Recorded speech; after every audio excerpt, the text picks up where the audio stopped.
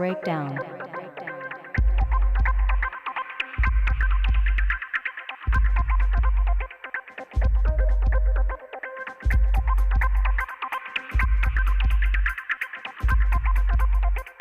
Breakdown hook.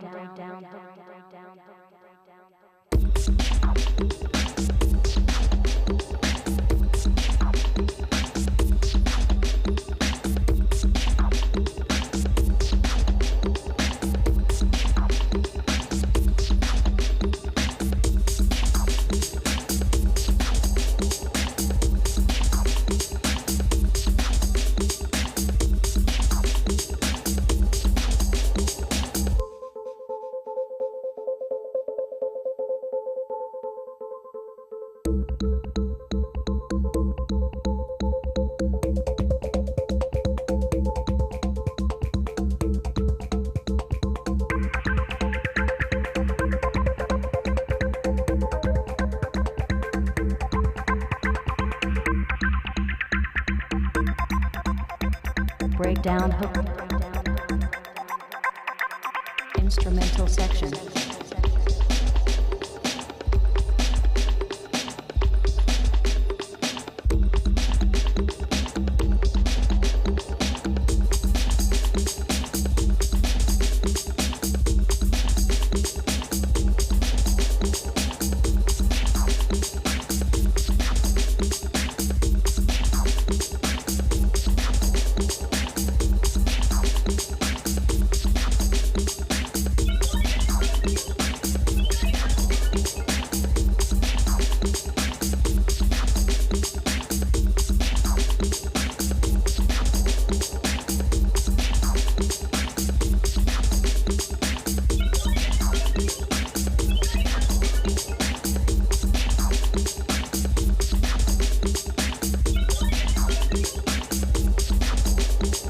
Breakdown hook.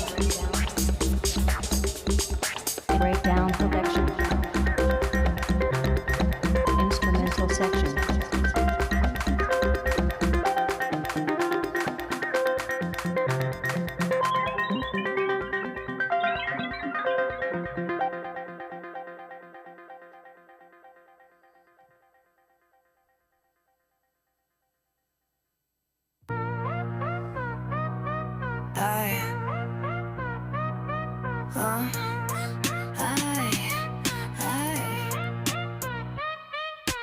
Eric Hecker, modern day Paul Revere, dropping truth bombs, make the matrix fear. Alphabet boys with their wires and their spies, he peels back the layers, exposing the lies. Digital renegade, fighting the haze, hero of the code in these glitching days, mocking their control, shattering the cage. Eric Hecker rising, bringing truth to the stage.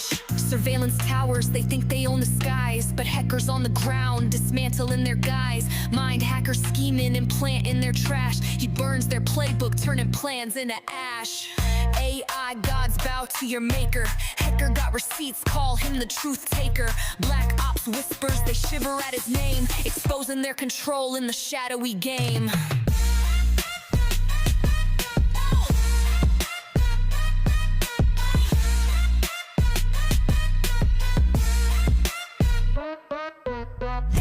Lurking, but he's too quick, turning their tactics into parlor tricks. Code break assassin, the watchdog's bane, shining bright light through their data stained chain. Digital renegade, fighting the haze, hero of the code in these glitching days, mocking their control, shattering the cage. Eric Hecker rising, bringing truth to the stage.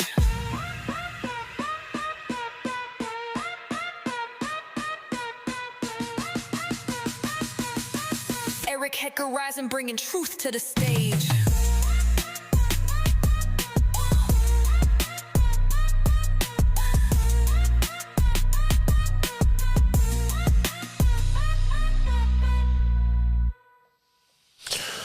Oh, good morning, folks. Happy Sunday. It's still a bit early, 9 a.m.-ish here in Alaska. Perfect time for some coffee talk. Looks like people are pretty sleepy.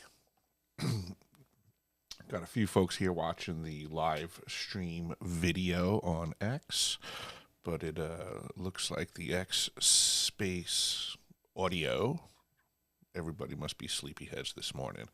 But the topic of today's Coffee Talk is something that we got into at the tail end of yesterday's Coffee Talk. Hey, good morning there, Mr. Chris.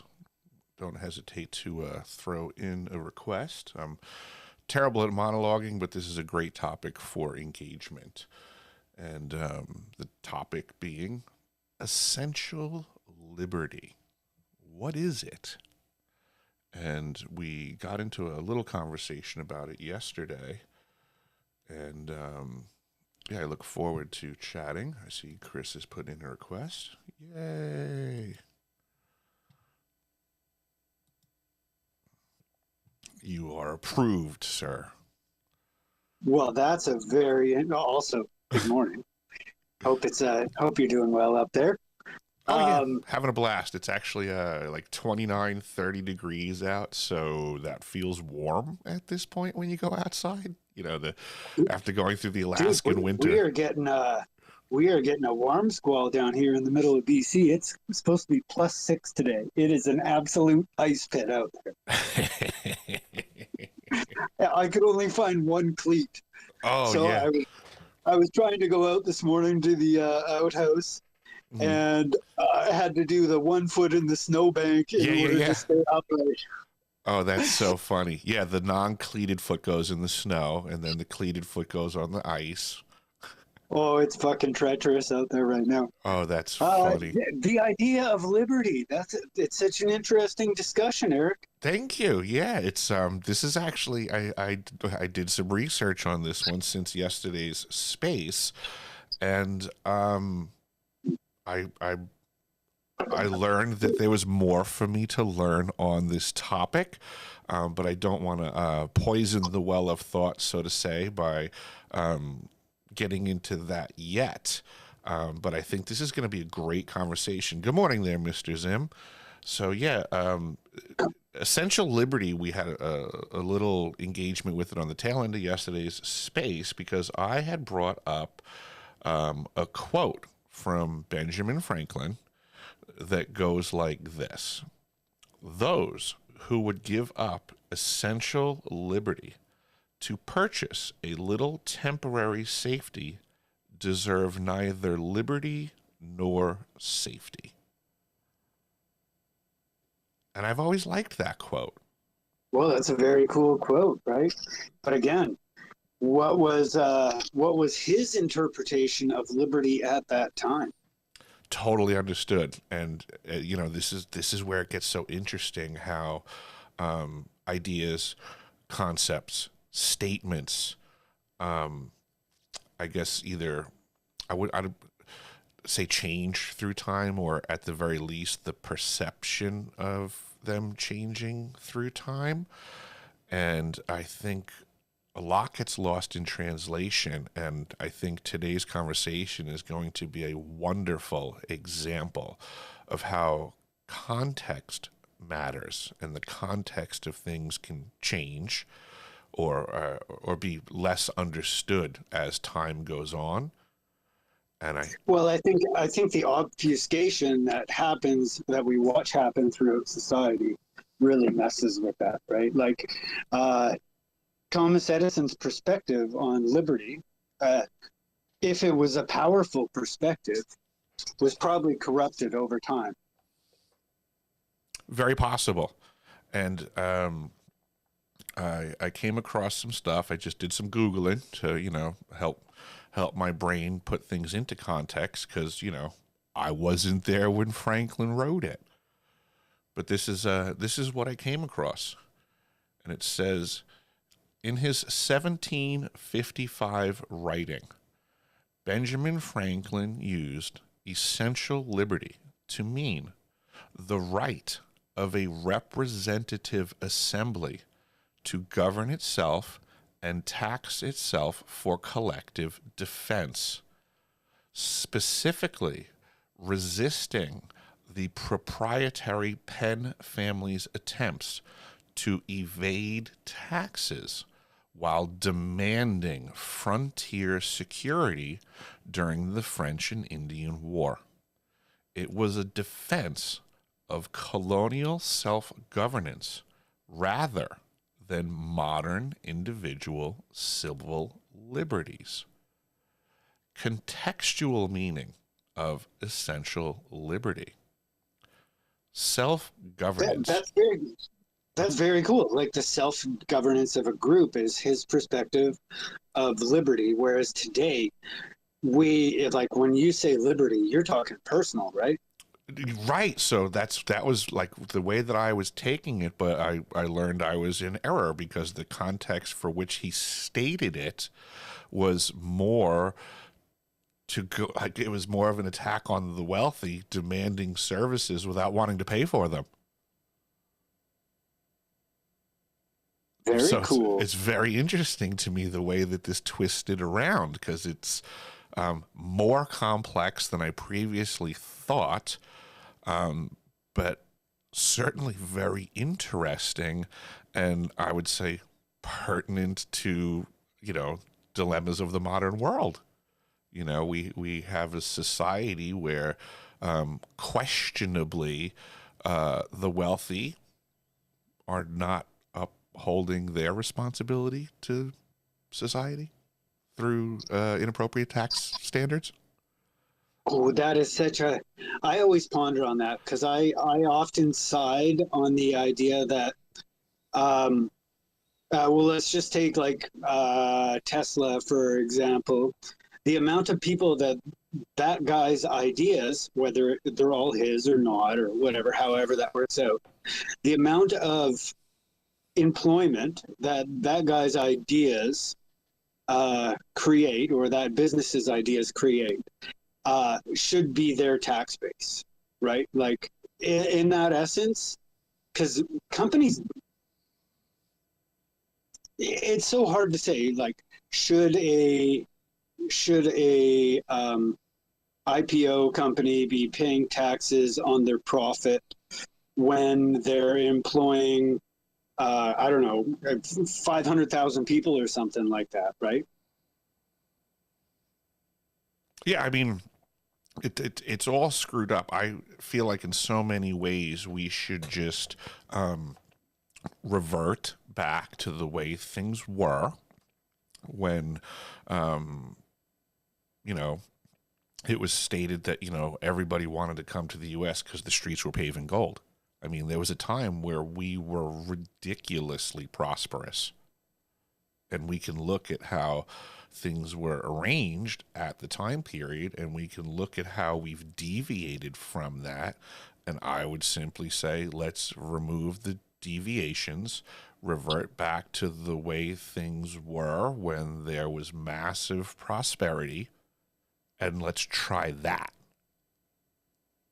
Right? If I'm wrong, it won't function, and we could try something else. But to me, it's a situation where it's just denial of errors. If you try something and it doesn't work, then you admit it and go back to the way that worked. Like, to me, it's just that simple. Yeah, it's interesting, right? Like, think of my perspective as a Canadian. We live in a country with more probably natural resources than the U.S. has. We have 40 million people, and we're taxed to shit and poor. You guys only have 40 million people? Yeah, dude. It's not even fucking Texas. It's not even like Manhattan. Whoa. Yeah, it's crazy to think about, like, from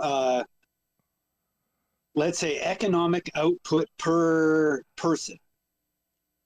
Like, it's huge in Canada. Are you familiar with the state of Alaska's permanent fund dividend situation? Where the people... I think you had kind of explained that at one point in time, but I'll take a refresher. It's basically just that, the citizens get a cut of the business going on in the state, and don't get me wrong, it's all wonky, it's all screwed up, and needs to be corrected.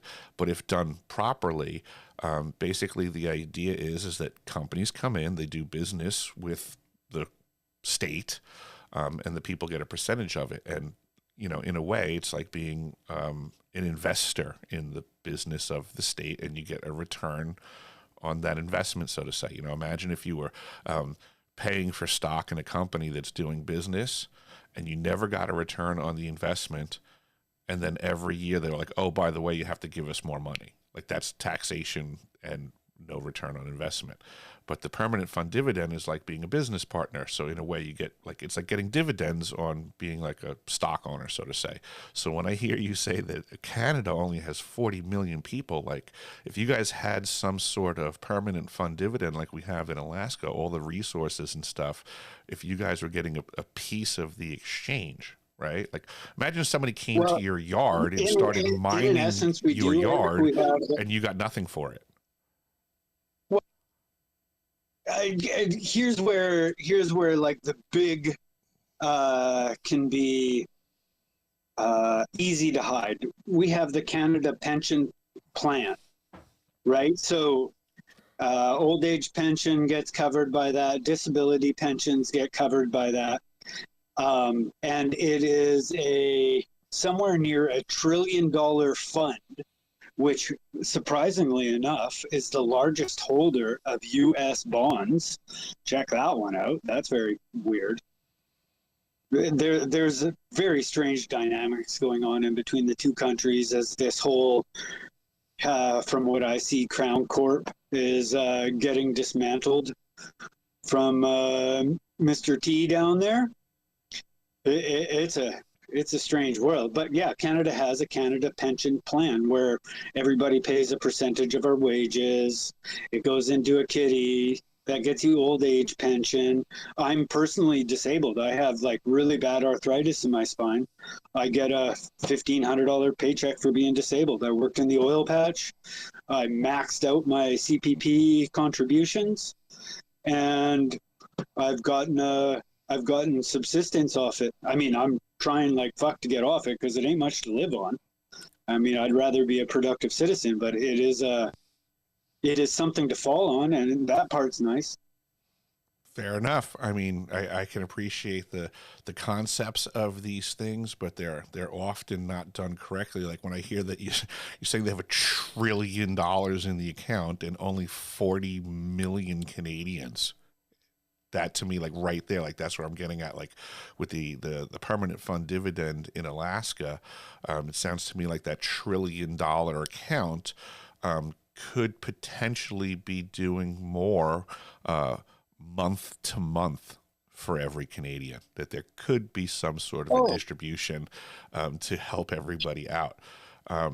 And just because we're on the topic, and I see we have a super informed Alaskan resident here, Mr. Rance, if you happen to be available, no pressure, I know it's early and you may not have enough coffee, but I was trying to explain to folks what the permanent fund dividend is in its ideal format. I know it's kind of screwed up contemporarily, but if it was to be functioning appropriately, if perchance you can chime in and explain that, it would be appreciated, because I'm not 5'7", bro.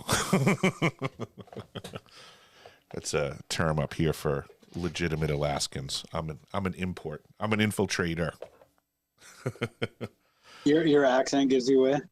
You know, the funny thing is I feel like my accent is almost completely gone, but I guess that's not true. It used to be way worse. When I watch videos of me from South Pole Station, my own accent makes me laugh watching it. I think one night when you were on and maybe having a couple of sips, your accent got a little thicker. It's totally possible. Mr. Rance did put in a request, and I did accept it, so hopefully he can enlighten us with a better education of what the permanent fund dividend is and how it's supposed to function. And I would also be very interested to hear his perspective on how it's not being utilized correctly. Ooh, looks like we lost him. Or maybe he's re-requesting. Maybe there's some technical difficulties. All right. Fifth time's the charm. There we go. Good morning, sir. Man, spaces have just been a wreck today. All right, repeat your question. I was catching like every other fifth word. You got it. I'm not even sure. I heard like permanent fund, and then it skipped out for a little bit. Then I heard something, and yeah. You got it. What I was looking for was an explanation of what the permanent fund dividend is supposed to be, how it's supposed to function, the purpose and all of that stuff, in its ideal form. I know it's screwed up and not being run correctly. And then if you can also give some insight into the errors of the ways that it's being run at the moment. Oh, that's a whopper of a question. Okay, so I guess simply put, the permanent fund dividend was basically started back in the 70s, 80s under a vote and put it under our Constitution, right? That our revenues that we were going to receive from the oil fields in Prudhoe Bay, that 25% of it would go into the permanent fund rather than to the general spending of the legislator. Okay. So since I want to say like 1976, 1978. I can't remember the exact date it was started, but we've been basically taking 25% of the revenue since then and putting it into basically a non-renewable resource wealth finance asset. Right. Basically, we took it as a dividend for allowing the oil companies to come up here and use the land. It is basically a way to pay back Alaskans for the resources that they're taking out of the state. Right. So it was basically set up to be a state-owned sovereign wealth fund of sorts. Right. Where we would take this money and now we would invest it in a portfolio, or we were going to build out a portfolio, which we have now. And that includes like stocks, bonds, real estate, private assets around the world. So like, for example, Alaska owns like, I think it was like 13 or 15% of San Francisco's downtown area. Like we actually own some of those buildings. Right. We don't make any money off of them anymore because all the skyscrapers and those office spaces are sort of empty. And so as the transition is left, you could say that we made some bad investments that aren't really paying off as good as they should. But that's basically like the idea and the gist of it. And that is ran by APAF, which is APFC, the Alaska Permanent Fund Corporation, and they're basically set up of hired in positions, but the top, I think 3 of them are directly assigned to the permanent fund by the governor, right? And then out of this, the legislation is supposed to just mandatorily give us a PFD. And that PFD every year should be that 25% of that annual spending that as that wealth fund grew, we were supposed to get the interest that we made off it every year that was building. We get 25% of that interest, and that's what our total check would be for our permanent fund dividend. And that would be equivalent to the oil that got put into it, which is 25%, right, goes into the principal. That principal will get invested out. So we never touch the principal. We only touch the interest. Does that make sense? Absolutely. I was actually surprised to hear. I didn't realize it was just oil money going into it. I thought that there was more, like the mines and other resource industries. I didn't realize it was just oil. Yeah, we have made rules since then, but the original fund was only set up for oil. Got you. But, right. And then as we created different revenue streams where the state wanted to generate different revenue streams or different businesses grew up here, they made amendments or passed bills that sort of allowed them to get the royalty from like the gold mines, right? The silver mines, the copper mines that we have up here. Got you. So in my brain, it seems to me like it's fair. It's almost like if somebody went to your house, Marcus, and started mining your backyard, of course you should get a cut of it.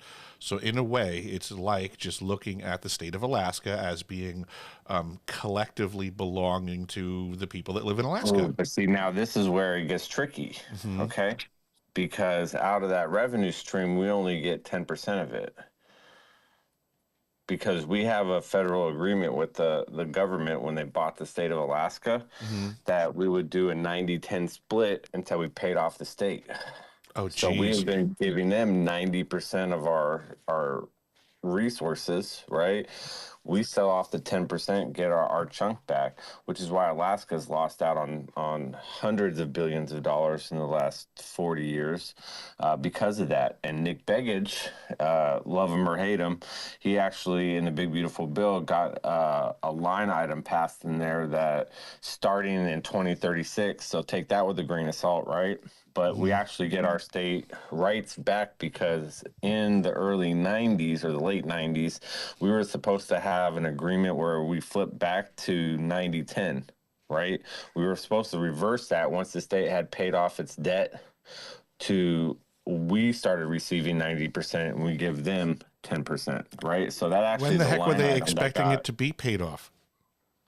I want to say early 90s. Right, so we should have in the early 90s flipped that over, but there was basically a coup up here, and you can obviously understand that we don't really basically across the state or the federal government really follow the Constitution, right? It's sort of vague, and so that's why I always tell everybody Alaska's in a constitutional crisis, and if you listen to the people that have been arguing this, we've been in a constitutional crisis for the last 26 years. Well, isn't that convenient that in the 2000s we realized that we were getting screwed and nobody was following the law, and ever since then we've had people up here like you whistleblowing about how corrupt our court systems are up here because we're getting screwed through the court systems. Yeah, this seems wild to me hearing this. I mean, I'm no mathematician. I jokingly say all the time that I do all math under protest with a calculator. But it sounds to me, Rance, like if this was corrected, right? If everything was set up the way that it's supposed to be, the state is paid off, the funds are going in the right way, it's being invested, like I can't even begin to imagine how big the PFD checks would be. At least 100 billion minimum, right? And we're not even at 100 billion yet. Well, I mean per person. Honestly, I mean seriously, because like right now that's like what $1,000 a year, which is like nothing. Like so, even like yeah, I've heard you gripe in the Taiwan started their sovereign wealth fund with the same amount of money and the same sort of like scheme, right? And their sovereign wealth fund is worth $1 trillion, a little over $1 trillion. I think it's like 1.2. So what do the citizens get distributed annually? That's state ran, right? So basically that would go back into their state of, Taiwan, right? Whereas Alaska had the opportunity to do the same shit, right? We could have made different investments. We could have, different formulas. We could have, done a bunch of things where we could have 10x that money instead of just the regular growth of 3 to 5% or whatever it is. I can actually call someone right now and see if they want to come up and give you like some in-depth details because I just know the gist. Yeah, 10-4. But you smell what I'm cooking when I say like that check every year per citizen. If this was done correctly, I mean, where do you guesstimate that amount to be? I mean, even if it. All right, so that would be in like let's say the tens of thousands of dollars a year, right? So currently, if you look at what since I think it's like 2016. Just to date, okay, Alaskans have been robbed from roughly about 60 grand in permanent fund dividends, and that's just at our current state. That's not if we did it correctly, right? So we're already getting robbed because they're not giving us what our Constitution demands them to give to us. So, because every year, like last year, we should have had a $2,800 dividend, right? $1,000 check. The year before that, we should have had like a $5,600 dividend, and I think we got like $1,900, right? And back in the day, that was why people stayed up here, right? Because imagine you had 6 kids, right? $5,600 fucking dollars times 6. right? That's why people would stay up here. And now that you don't get that, and you're only getting $1,000, right? What's the point of staying up here in Alaska And if all we're going to do is get smaller dividend checks? it begs the question then, like, because you put it plainly, robbed. Where's it go? Because is the They put it into the general fund and spend it on their budget. so because they can't figure out how to budget correctly, they just rob the people? Yeah, well, back when having brain freezes on governors in history, it's it's No early. worries. It's early. So I can't remember the governor, Governor Walker, right? Governor Walker introduced the ability for them to actually do that. And so he basically changed the Constitution himself, right? Put in his own executive order, passed it through the legislation in the House with no vote of the people, and allowed the legislation to take, portions to offset where the budget's at. And ever since then, they've only went harder, right? Any governor, especially the next governor that comes on, because Governor Dunleavy had the ability to reverse this too, right? So the next governor that comes on has the ability to reverse this, right? And what do you see Governor Dunleavy doing now? He's trying to put an amendment in right now to bring it back to how we originally were supposed to get paid out, to lock in and guarantee dividends. But why is he doing it on the very last year where he can't do anything, and we have a governor race with like 16 Republicans and 1 Democrat, right? So you have to ask yourself, what's up with the timing, right? Why? What are we trying to do in the state of Alaska right now, when the only thing we should be focusing on is the fact that we have a major energy crisis up here, major energy crisis, and they are sort of just sweeping this shit under the rug. And the problem is we got 3 projects that they're trying to push through. And if we don't line up the timelines with the utilities up here, we're going to have paid for 2 projects that don't fucking matter and lock us into higher energy prices for the next 30 years because the inability of our legislation to actually make a decision. You're making me laugh, Rance, because I know you've worked extensively up on the slope, and I always joke around that in that environment, that anything worth doing is worth doing twice. And if you can get the customer to pay you to do it a 3rd time, well, then goddamn, we'll bill them. Whoa, right? You're not even lying about that. That shit's funny. Right? That's some real truth right there. It's scary truth. Yeah. That's how things work up here. Anything worth doing is and then worth you got, it. look, Doyon 26 just fell over. Oh my God, that was right next to the camp that I was last working at.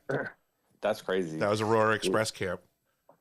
Yeah, at first I thought that it might be a fake video, you know what I mean? So I had to get a hold of the cook at the camp and be like, yo, bro, did Doyon 26 just fall over? Because I used to work in that rig. Mm-hmm.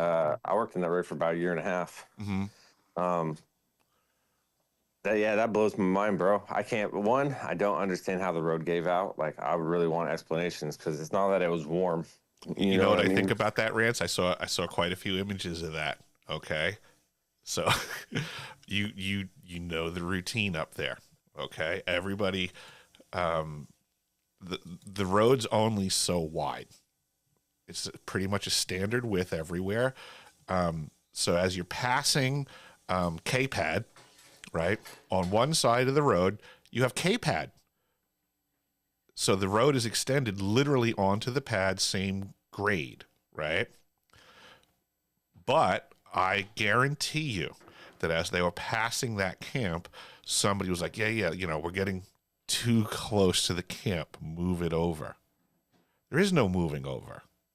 It looks to me like they drove that thing off the road. I didn't see in any of the images where it looked like the shoulder collapsed. The road looked like it maintained its integrity completely. It looks to me like they drove that thing off the road by accident, as if somebody was like, just, nudge it a little bit further away from the camp. That, bro, that's a $4 billion rig. Nobody's ever telling you that. That no one's ever going to admit it. But check for insurance claims. Look at every picture, Rance. There's no collapsed road. Well, they do actually have a website up now.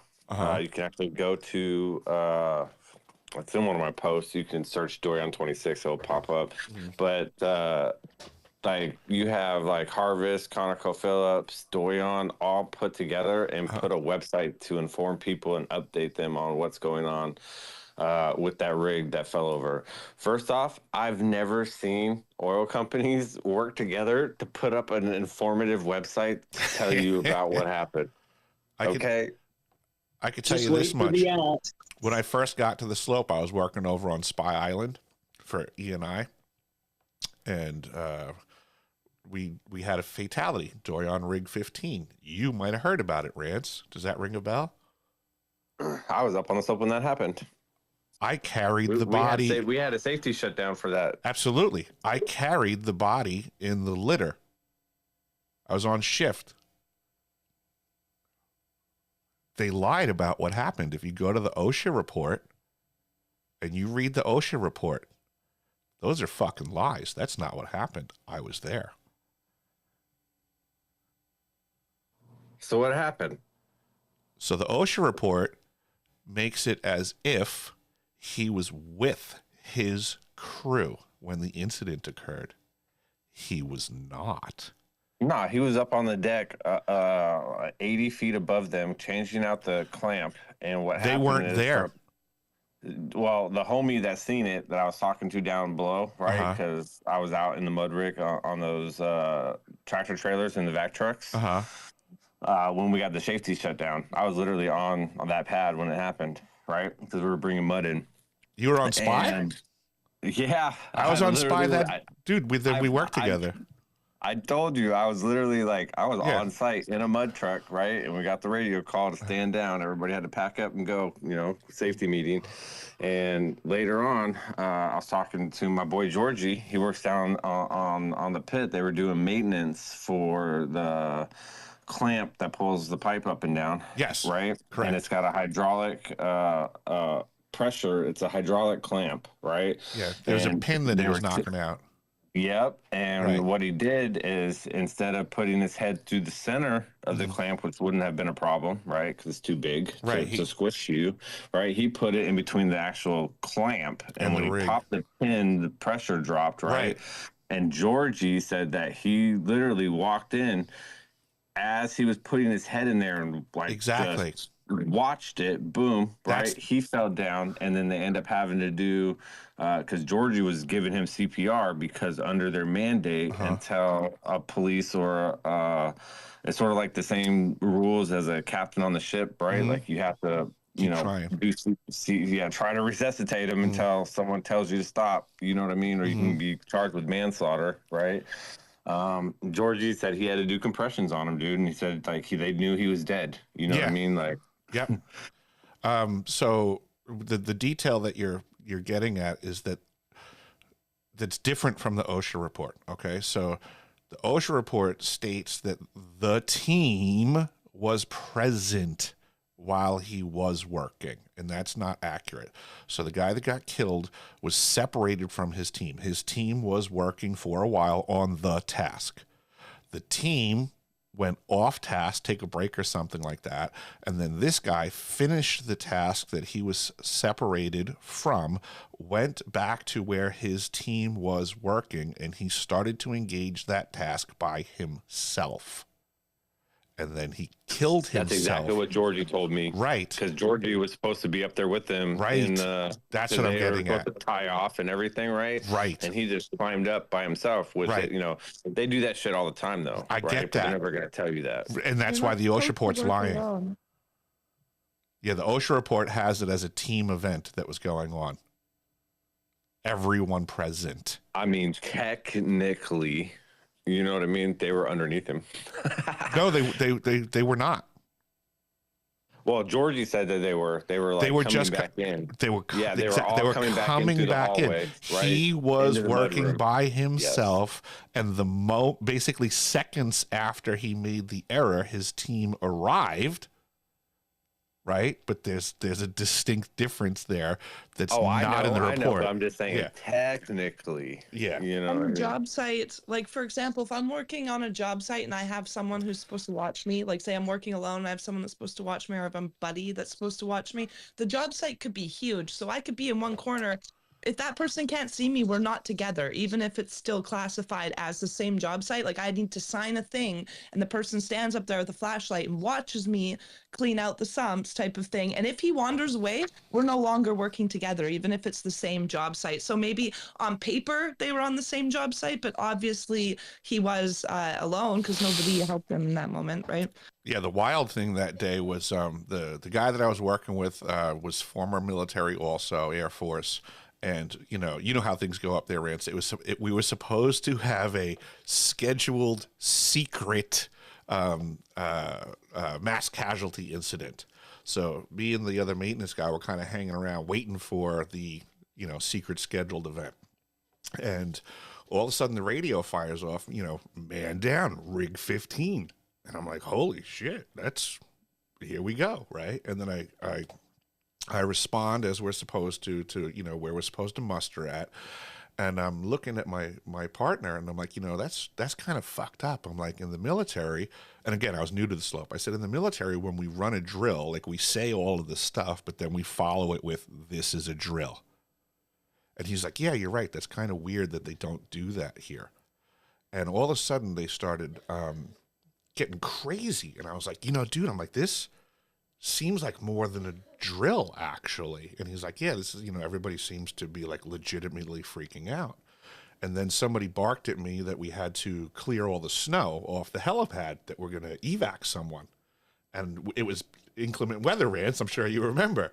And I was thinking, wow, this is really training for real. I didn't think they were going to dispatch a helicopter out in this weather for a drill.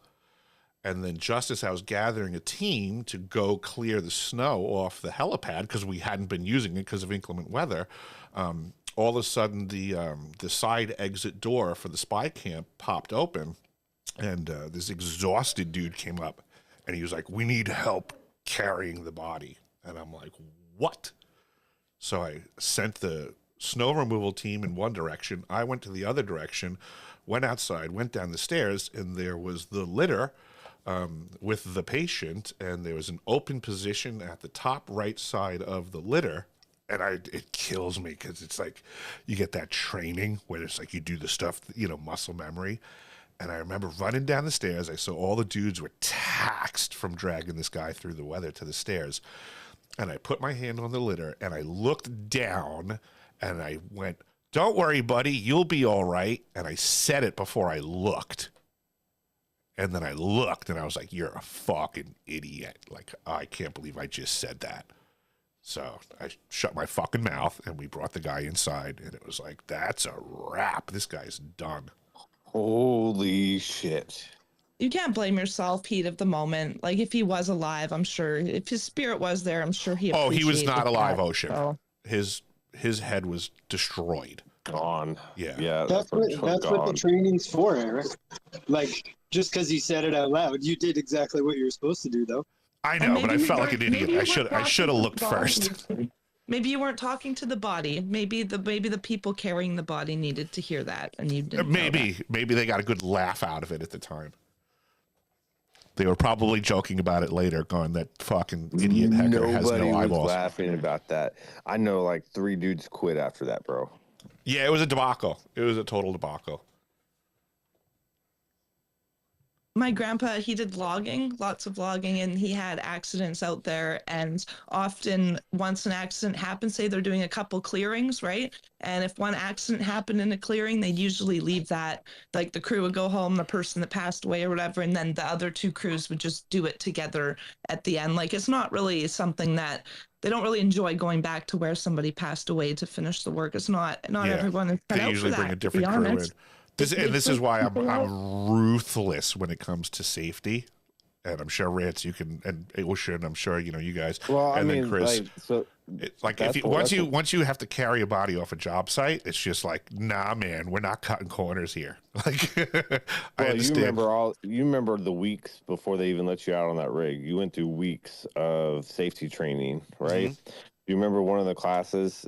We had to take it like every 6 weeks. Every time I was up there, we had to go through. Remember with the cost of your body, right? And they would say, well, just remember, we have a price tag for everything that happens up here. And that's why we have a safety culture of zero, right? Zero tolerance, because your life is only worth $250,000. Your Yep. fingers only worth $580, right? Like they would say, if you want to fuck around and find out, dude, you're going to realize that, like we have taught you and trained you and told you to, report, right? Like if you ever wanted to live in a culture where everybody was spying on you, go up on the North Slope, dude. Because if you do anything stupid, you're speeding in a car, you ride without your seatbelt on, your lights on, right? You don't put your safety vest on, you don't have your gear on, you didn't wear gloves, right? Somebody's gonna rat you the fuck out. You know what I mean? And then when you get Oh off yeah, of because work, they want you're your gonna buddy. get They caught. want their buddy to get your job.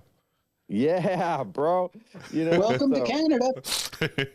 Yeah, and so they would always tell you, well, you can go out here and fuck around, but if you lose a hand, if you lose an arm, you're only getting, $50,000, and imagine living the rest of your life And with no hand you now. signed the JSA right here, so therefore it's all your fault.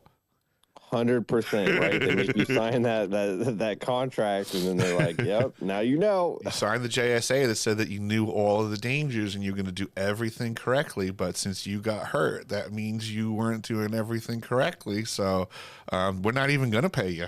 It's your fault, not ours. Well, and safety rules are written in blood, is what we're Yes. told. Every safety rule was written in somebody's blood because they were hurt out there. But for us, it was face shields. Whenever we had to do like near misses, they wanted to see like so many near misses a week. So it'd be like, oh, I found a face shield on the ground, that type of thing, a slip hazard, right?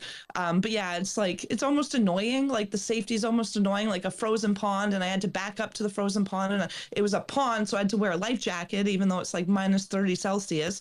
And then because we were working on a ledge that was more than 4 feet, I mean, I could just jump down. But because I was on the edge, I had to be tied off. So here I am next to a frozen lake, tied off next to like a snowy berm. It's actually stupid. Like sometimes it can be actually stupid, but that's because people can be dumb and hurt themselves. So unfortunately, we're all bound by these rules because some people do wander out on the ice and fall through with their machines, and that's scary. I totally remember when I first got up to the slope, I totally thought that all of the meetings, all of the trainings I thought were excessive.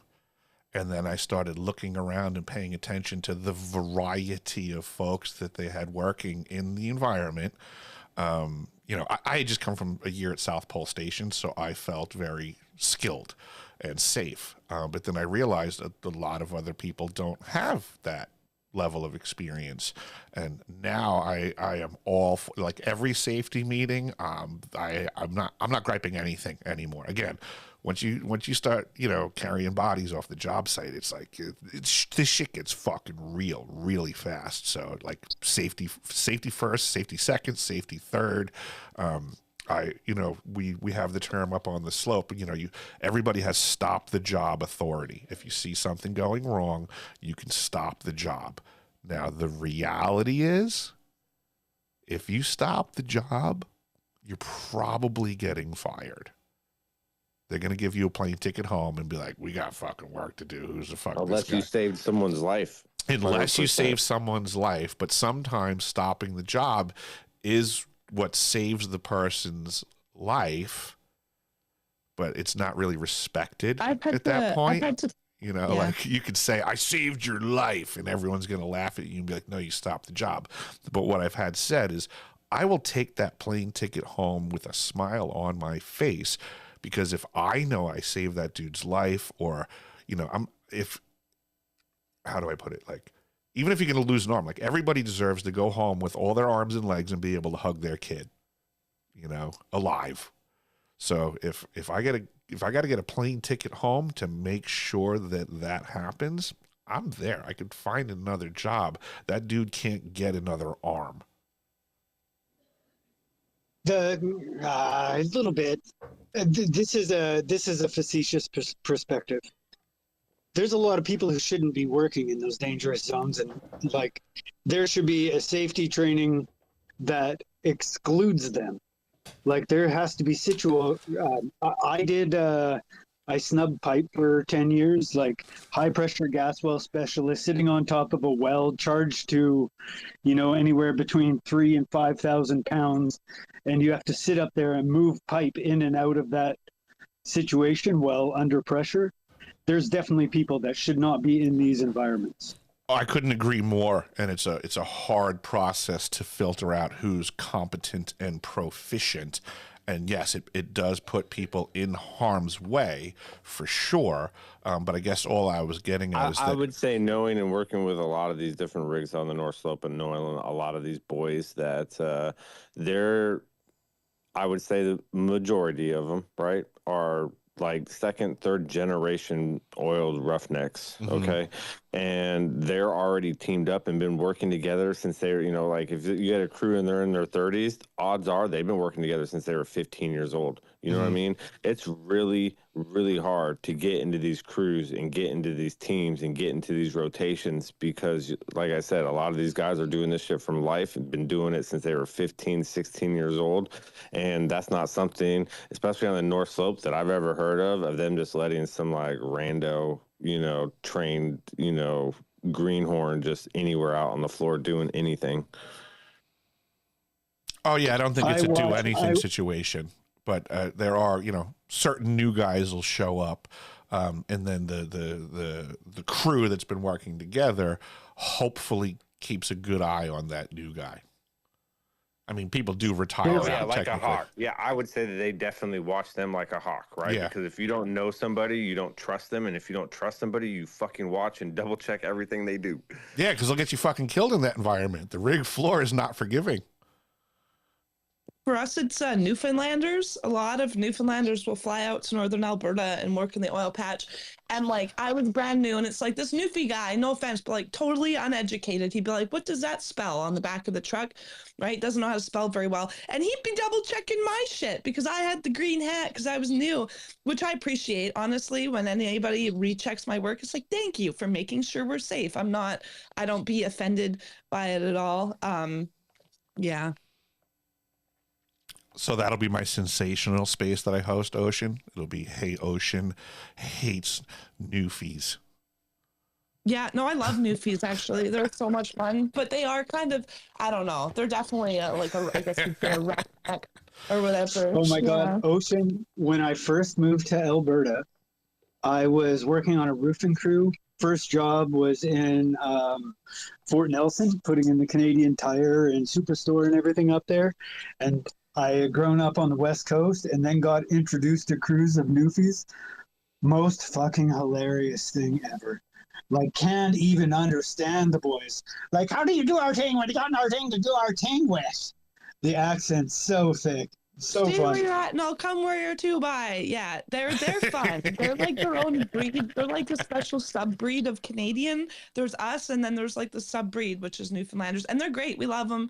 Like they're fun and all that. But it's true. Like, I don't know, going out there, there's just it took me a long time to, like, I would threaten the whole, like, is this a safe workplace? Because as a hydrovac, you come into a pre-existing job site and they want you to just do your little part, and then you drive away and then they finish the rest of the job site, right? So often we'd be working with other crews of people, and you come in and they'd just be like, can't you just do it? Can't you just start right now? Like, why, you know? And it's like, no, slow down. I need to do this and that. I need to do an assessment of the, you know, we need to grab our along like a remote hose if we needed that. But it's just like, I've had to threaten, like, do you want me just to say this is unsafe? Like, I can make it safe, but you're asking me to make it unsafe. I'll just not do it. And then usually they're like, whatever, take as long as you want. And then they get whatever. Then they leave me alone. Or if they're trying to tell me how to do my job, I just hand them the hydrovac wand that the high pressure water comes in. They're like, no. I'm like, all right, then let me do my fucking job, right? Like, don't tell me how to do my shit and don't rush me. And I don't mind going slow. That's the thing, is like, some people are like, get it done. It's like, I'm paid by the hour out here. I'm not going to hurt myself. So maybe that was something that, you know, pissed the people off that wanted it done today type of thing. But you just got to like not let those people get to you. There was this one girl I worked with, and she would get really pressured by other people and just anxious. I'm like, who fucking cares, dude? Like, just like, they're not even our boss. They're not even our boss. So fuck it. Ocean, just tell them I'm too pretty to get hurt. No, I had to work extra hard because I was small and cute and pretty, and like I would like get down in the sump and I'd be in my rain gear and the face masks, blasting all the nasty sump water. Like the girls, because there are some girls that like do nothing, the girls that like, we kind of have to prove ourselves out there, right? And like a lot of the newfie guys, I kind of just became like, they treat me almost like a daughter, right? But I would like get in there and try my hardest. So I'm sure that made a difference. They didn't, they didn't like all the women, I'll tell you that. But yeah, I did find a lot of like leadership in the older people that I worked with, because I wanted to learn and I'd ask them things and I appreciated their point of view, right? So I saw them as like a well of knowledge, and so I treated them like that, and so they gave me respect because I feel like I've tried my hardest to earn it. But there's definitely women out there. Like I worked at Suncor Base Plant, which is just north of Fort McMurray, and there's this it came out on Facebook that this girl had slept with like over 50 people out there. They called her the Suncor whore or whatever. There's some women out there that are just fucking their way through life. It's true. But some of us out there actually want to learn, right? Fair enough. Got to use the gifts God gave you. But Rance, I wanted to ask you, there's a topic going on up here in Alaska that I think is pertinent to the conversation that we're having here today, which infuriates me. So in the concept of essential liberty, and we were discussing the PFD, the permanent fund dividend, earlier, and you know way more about this than me. The concept that they're trying to push forth is that in order to receive your permanent fund dividend, you will be required to engage in a digital identification situation, which to me Over my dead body. It's an affront to what I would call my essential liberty of privacy. And yeah, I'm like, I don't even have words for you, bro. This is the funniest shit I've heard. Like, man, these guys are fucking losing their rocker up here, bro. Like, they can't even run the government in any sort of efficient manner right now, okay? That they think that they're going to get everybody to get onto this digital ID. I mean, you know how hard Alaskans fought against the real ID? 10 years before we implemented it up here, and then another 10 years after that, because we were kind of like, nah, we're not going to do it, right? And they even put it to the point now where even some Alaskans still won't get the real ID, but now TSA will allow you to pay $45 to bypass that fact. So you can just pay a fee now right? That's how they get you. And so I just used my passport. Did anything change? Like I don't no, have. You can still use your passport too, 100%. Okay. Right, 100%. But some did Alaska go real ID without me knowing? No. So your driver's license. Well, yeah. Well, if you go get a driver's license right now, that is your real ID. Okay. So now if I get a new driver's license, you're saying you have to get a state ID. Right, you can get a state ID, and then you can put like preclusions to opt out, but it's like paperwork, right? So they make it really like a challenge to opt out of this whole system. But then when you go to the airport and you just have your Alaska ID, right, your identification card or whatever, right, they won't let you fly without paying that $45 because you're not in compliance, right? So to be in compliance, it's only $45. Okay, I'm just trying to. So it was my understanding that the real ID was on a state level going to the federal government, and that if the state decided to hand over all of the information of the Alaska residents, then we would be in the status of real ID. And then whether I liked it or not, if they did that, then when I go to renew my driver's license would be in the category of a functioning real ID. And you're saying that been there, done that, and I'm pretty sure, I can't remember. I think it's like the ACCRC or it's like some complicated thing, but I could actually go look up the data on that. But that's already been passed. There's bills that have already been passed. The programs are already implemented. They're already multi-state sharing our information, your criminal records, your driver's license. And anything that's basically attached with your My Alaska account. Interesting. So you're saying back in the day, all those gigolo charges are now public that I had secreted away? Yeah. Son of a 100%. Bitch. And you got to remember, Eric was a gigolo. Son of a bitch. I believe it, ladies man. But you got to think 3 years ago, right? We voted to not put security cameras around Alaska either, right? But we paid $17 million. we paid $17 million this last year. They gave them $17 million, even though we voted no, right? To go get another 786 cameras and then hook up everybody's Ring camera is associated with this program from, I think it's Whoa. Oculus. Yeah, bro. So everybody's Ring cams now What? basically report to APD. They now have a bunch of mini drones and some big drones that they're flying around right now that can track your license plate and your facer features. So basically, if they just pull you up, take a picture of you. So basically, you're going to start seeing them wear these AI cameras and these AI that are working with this AI system that they're setting up with Anchorage Police Department and the state troopers right now. And I think if it goes active, like here in a couple months, I think they're getting everything set up and they're doing testing on it right now. Holy shit. I didn't know that. That's nuts. I just bought an Autel drone for business. It can do person recognition, and this is only a $2,200 drone. Like from 400 feet up, it can identify people, targets, dogs, all sorts of crap. Just absolutely amazing. And then we have this other system they bought a couple years ago, and I think it's called the Stingray. And you can go look up that, but basically it's a mobile cell tower. Yeah, vehicle mounted. Dude, yeah, bro. And they Those just have been drive around that for a thing, while. dude. They just drive these vans around the neighborhood, dude, just stealing everybody's data, bro. Swear to God. Mm-hmm. I don't know, at our site, everyone had radios, which you got when you signed in and got to work, and you could just set it, like when you went to a job site, they'd be like, all right, set it to this for this job site, and then you'd go through, you'd have to set it back. But we also had FRID badges, and we took those home, right? So the FRID badge like lived on your backpack, and that was to like clock you like officially, because there's more than one clock in. Like you clock in at the work job, but then you clock in when you get to site, 'cause it takes like 15 minutes. So they need to know, like, I don't know.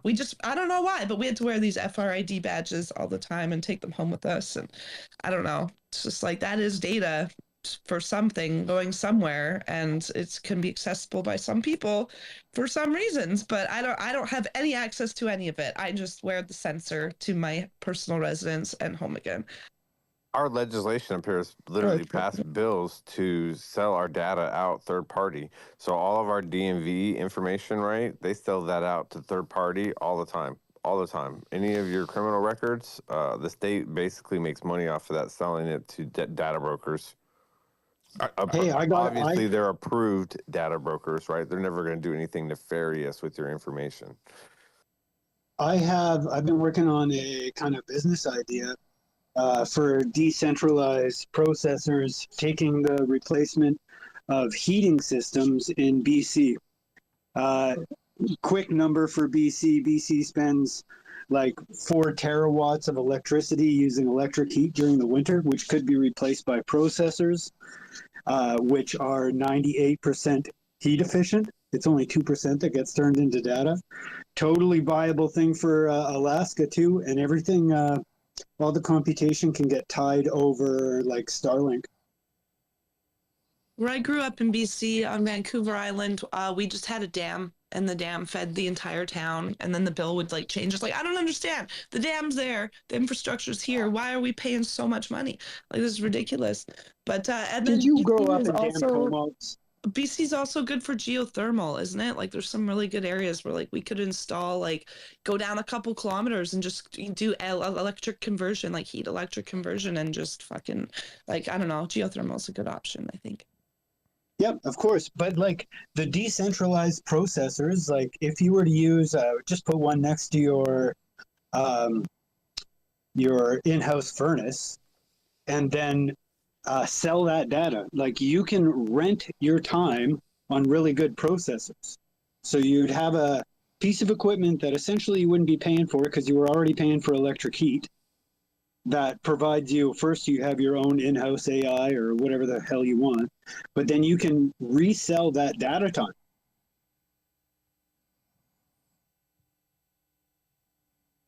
It's true. Was it Sweden or Denmark or something? They said that their citizens have like total rights over all of their data, and they get to choose whether or not they share it or they sell it to the country or whatever. It was like the first country to like initiate that type of rule with data collection. I heard something about that recently. It was very intriguing to me because, yeah, I don't like what I'm hearing from rants, obviously, about what's going on up here in Alaska and people selling off my information. I mean, I think of it like, well, if it's being sold and marketed, I mean, at the very least, shouldn't I be getting a cut of it?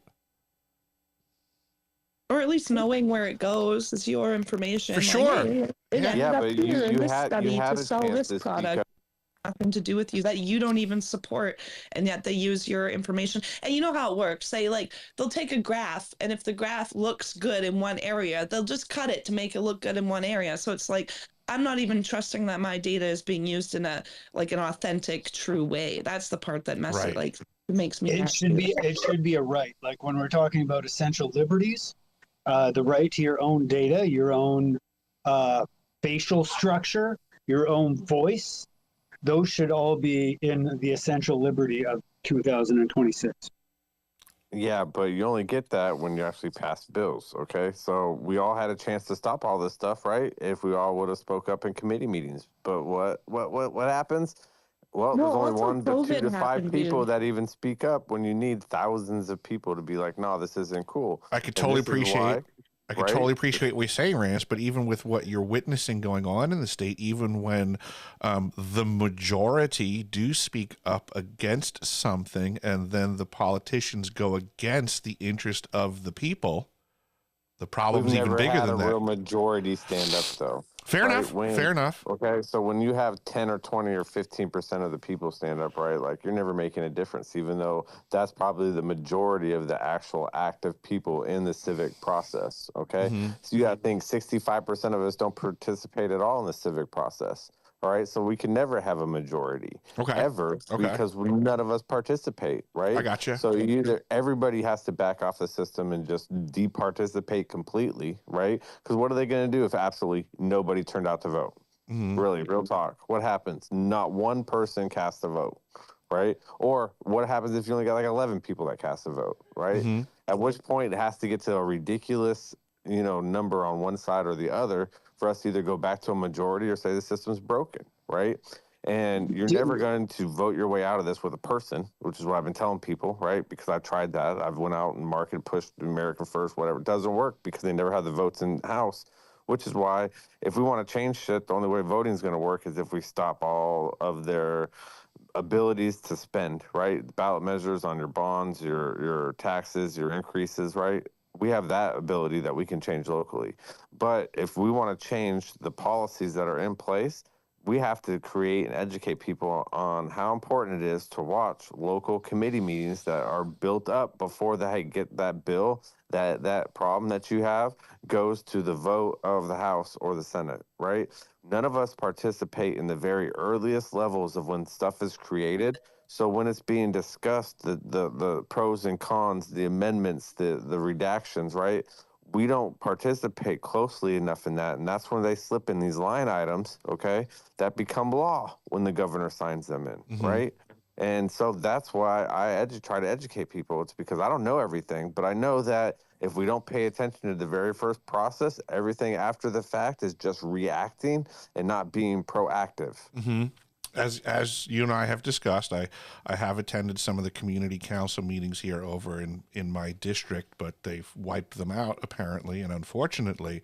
But with that being said, Rance, if there are events going on around here that you are attending or know about, I would be very interested. I am obviously ignorant as to when these meetings are scheduled, where they're held. I also feel like it's kind of purposeful on the parties that are doing this stuff to not keep the population educated to when they're occurring.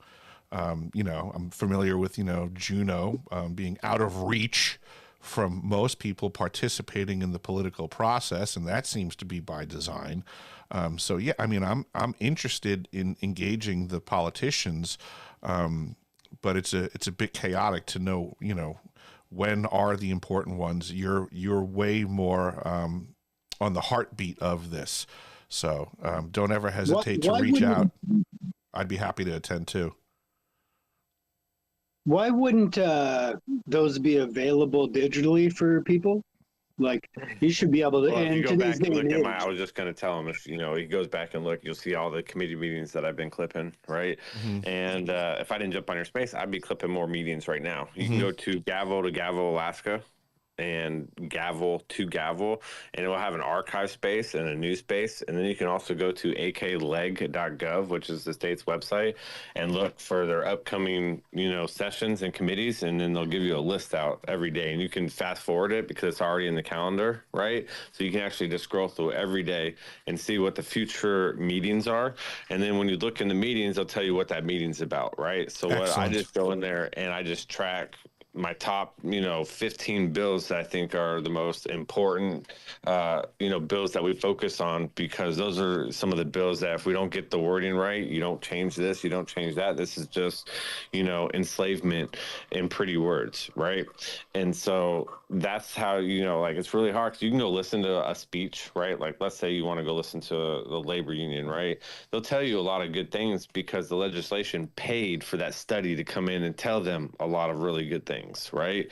And so you actually have to look into like who's giving the presentation, who's the person giving the presentation, what's their relationship with every legislator there, their job production, right? Where do they get their money from? And then you can start to tie together what's the fake propaganda and gaslighting versus the reality of what they're actually trying to pass. What's the reason, what they're trying to push, what's behind this measure, what's their end game, right? And that's the hard part to find, because a lot of these, you read them, it doesn't really make sense, right? Like, you really don't know. Like, I didn't know we had a hunting problem, but apparently we had a hunting problem. They had to pass a new identification requirement for what considers the definition of a resident of Alaska, right? To me, I don't understand how that solves poaching, but hey, that's just, some of the things that get snuck through that are priority to me when, again, we're looking at an energy crisis here in 2028 where we're going to have to purchase foreign oil for the rest of our fucking life. How can there be confusion on what is a resident in the state of Alaska? I mean, seriously. Because we don't have a universal definition, apparently. If you watch the little video stream on how they pass bills, you should go watch each one of those videos, right? That's wild. And basically, it really go watch them, because that's why I posted them, right? It's because you really need to see what these people talk about, right? And how they say it, and then how they vote. Because if you watch it, you'll sort of notice they'll come out and say, well, I'm not for this bill because there's no real issue. Or if you would have put my amendment in, you didn't put my part of the bill in there, so I'm not going to vote for it. There doesn't seem to be any confusion if you're an Alaska resident. If you go to the gun store to make a purchase, they seem to have it dialed in. Well, same thing when you go get a PFD, right? But then what you'll notice is one of the senators in the video thread, right, says, well, honestly, we have dozens of different definitions of requirements of what constitutes as an Alaskan, depending on what you're trying to do. Right. So there's apparently multiple versions of what a resident of Alaska is. And that this bill doesn't do anything else but complicate the system even farther. Add some more definitions. Yes, right. And then they'll say at the end of it, most of these people will say, well, again, this is a huge issue that we need to fix. Again, like, go listen to all their testimonies and their debate before they pass this bill, and you explain to me what the problem is. Really explain to me, because these people don't know what's the problem. They don't know what the problem is.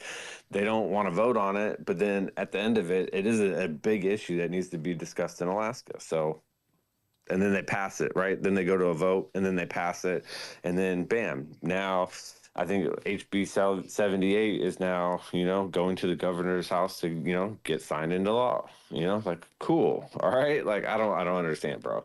It's insane. Got any meetings that you plan on attending in the not too distant future? They're all in Juneau, so that's why I just watch them Jesus. during the day. Yeah, so like if you wanted to, we could do live shows where we tune in and watch these live. I would do that. Talk about them. You know what I mean? I would do Because that. some of them are so crazy that I literally even go back after they're archived, so you can pause them, because if you watch them live, you can't pause it. But when they're archived, you can actually pause them, clip them, put, follow along, pull up stuff. I like to do that. I like to pause the meetings afterwards and go fact check or double up check like what the publicly sourced data that available is, right? Because a lot of them always say that, Well, this is all information that you can get that's publicly sourced, right? So if it's publicly sourced, then everything on your sheet I should be able to find from some other study, some other data set, something else that's a primary source, right? In my opinion. And so it's easy for me to go back and just say, all right, cool. Well, that's why I post these clips, because people have a hard time trying to follow or even care about the data. So maybe if you cared about what this dude said, then you'll, that's going to spark some interest to you to go look up this. And, just sort of like, I don't want to give people the whole picture and just say, hey, this is what's going on. Because I feel like you have to, get people that are interested in the first place to even want to care, right? And those people will sort of weed themselves out like you have and said, hey, I'm interested in knowing more. How do I do the research? Yeah. It's wild to me the way that things operate up here. And that the whole fact that, everything's in Juneau is certainly problematic. I do believe that they should move all of this, political arm of Alaska to Anchorage. It's just ridiculous that it's, Oh, not Anchorage. You definitely want to do Willow. So we voted. Willow. We voted for it. Yeah. So we voted for it to Interesting. go to. Yeah, because that puts it halfway in the state. That Fair means that enough. you can drive. I can Everybody follow can that. drive through it, and it, because I want people from Fairbanks and Tawk to want to be able to come too. You know. I what gotcha. Yeah, that makes sense. And It'll develop Willow beyond where Willow is currently at. 100%, 100%, right? But they put the land bill 48, House Bill 49 in, which locks up all that area anyways, because they don't want any more new development. So go figure that. We can't develop in that part of the state for the next 50 years, 48 years now. Dude, it so they locked agitates it me up. how anti-development this state is. It's It's like the most it blows my mind. Yeah, they do everything they can to make us stunt our growth and I bet you under the BC is name of worse. sustainable development. Oh, I don't know about that one, Ocean. I think we might be able BC to. hates development, dude. We don't like pipelines in BC. We don't like any of that shit. We want to save the orcas. We want to protect and turn everything into a park. All right, and we're just gonna make money off tourism. That's it. Everyone just wears sandals every day. That's BC, and those are my people. I love them. And then I moved to Alberta, where everyone's just like, get the fuck to work. So. But when you guys were talking, it reminded me, Chris, do you know of like the Northern Living Allowance? Because that's how they identify where you live here anyways. You get that taxes, goes you get from like a Northern Living Allowance, and you have to meet some certain requirement to do that, I guess, because it sucks up here and it's cold, so we get money for that. But like it should be pretty simple. Like you own a property or you spend a certain amount of time in the province or state and you're considered a citizen, right? I'm not sure exactly for us the exact requirements, but that's what that reminded me of.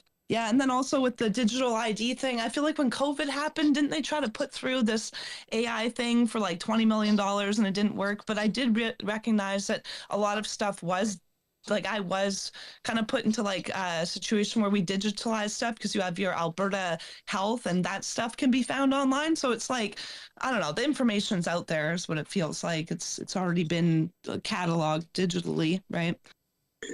I don't think we're going to have any choice but some form of digital ID. Stepping back, though, it's like, is part of your essential liberty being able to control your own data in that essence?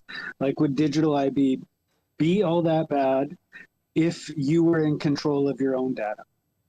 Yeah, and then the last thing I want to say about the voting is I think we're ready for single issue bill and single issue voting. Like Wogpog, he's a host on here. He's a Canadian host. He talks about this type of stuff, and he was talking about, can't we just like vote for one thing at a time? Why do you have to make a bill and it be things that I don't like and things that I do like, and yet I have to vote yes or no on it? Like we as a people can use the technology to vote on one issue at a time and not be kind of played like this. It feels like you're being played, right? Whoa, Like whoa. How are you supposed to control anybody like that, Ocean? So here's a thought that I've had, and don't jump my shit for it. It might be the stupidest thing in the world, but it's a thought that I've had that, where we are technologically nowadays, right? So currently, state of Alaska, everything's happening in Juneau. But I feel like with, we should be able to, as citizens of the state of Alaska, be able to just vote directly on stuff now. Like you should be able to, like, we have the, the myalaska.gov thing up here. Like I should be able to just like log in, and everything that's being voted on by the politicians, I mean, couldn't we just utilize them to be like champions of like marketing to get people to vote, but not have them vote for us? I hope people are following what I'm saying, like that. Like I wouldn't exist. Eric. If they did their job, I wouldn't have had to create this Rants from Alaska account. Right. If they did what they were supposed to do, I wouldn't have to exist. Right. But you see what I'm saying? Like that we could just theoretically vote. Like if it came to like the real ID, right? They could just put it up on the website. Everybody can use their myalaska.gov login that they use for the PFD to identify themselves as a legitimate voter in the process. And you could just simply start checking boxes and be like, I vote yes on this. I vote no on Eric, this. Hold up. You got a flaw already, because the MyAlaska project, right? And this was supposed to be fixed in 2020, but COVID came around. Okay. And has never been brought back up again. Okay. Because there is no ID verification process. Okay. Well, because of COVID. Fair enough. Right. So you would have to go through and put in like the real ID status, where you'd have to go verify a two security threat sort Fair of enough. process. But total glitch in that explanation. I get it, but it's not insurmountable. There should be a way, right, that we could have legitimate Alaskans who are supposed to be represented by the politicians just simply vote directly. So it'd be less of a representative activity and more direct to the people that it's impacting. Smell what I'm cooking? Yeah, because that's the same reason why they want to bring the Alaska voting app in and have you vote from your phone, right? To me, if you can't participate enough just to take a day off to go fill out a paper ballot, right? Because I don't trust technology, then I think the system's going to win, right? Gotcha. Because at which point you can never trust the system again. I can never trust the machine for my vote, right? Understood. We can't even get votes out on time right now. And we have a completely digital driven system now, and it still takes 25 days after we vote to calculate it. Yeah, it just seems fun to me to be able to jump online and be like, no, fuck that. No. Now, I would support polling, right? If you wanted to say, all right, cool, let's put a poll out. Everybody knows where to go poll, okay? And then your account only gets that one poll, right? And it's really hard to make a second account because, again, like you said, we had to go verify everything, right? Make sure you're on your MyAlaska, you know what I mean? And it's really hard to duplicate those accounts. So then at which point, the only people that are polling are the people that are eligible. Fair enough. You get your one poll, and then the legislations can use that poll as data sets, as reference of for or against, in my opinion. Fair enough. We got Wolf in the speaker panel here. He's got his hand up. Good morning, Mr. Wolf. What do you got? Good morning. I wanted to rebound off of something that Chris said and something that Rance just said. Rance has a good idea about digital polling and paper balloting. I think that system could very easily work if it was desired, if it was properly desired. I would have no problem being, a public, having my poll results publicly counted, right? You would need a certain number of people to offer that as public data so that we could calibrate how much corruption, or whether that corruption is infrastructure-based digital corruption or actual human corruption. But based on what Chris said, I want to reframe something. Chris said with regards to digital ID, I don't think we'll have any choice. And I'm not slighting you, Chris. I'm not attacking you with this. I want to be clear about that. I want to reframe what you just said, because I think a better way to interpret what you said would be like this. I don't think we're going to have any choice. But why? Why wouldn't we have that choice? Who is removing that choice from us? In other words, is coercion being deployed? And if it is being deployed, let's call it as such. Chris, please. 100% agree. Coercion is being employed. I look at it as a natural progression, and it's the same kind of with the idea of digital exchange on money, just because it saves so much as a people, it saves a lot of money. But our problem is that we are presented with a government that is untrustworthy. If the Correct. situation was not that, then we would go, well, it seems logical for digital ID and digital money. Yeah, I have no problem with a certain number of people being like, public notaries where their votes and things like that are calibrated in public to help people gauge the trustworthiness of the system.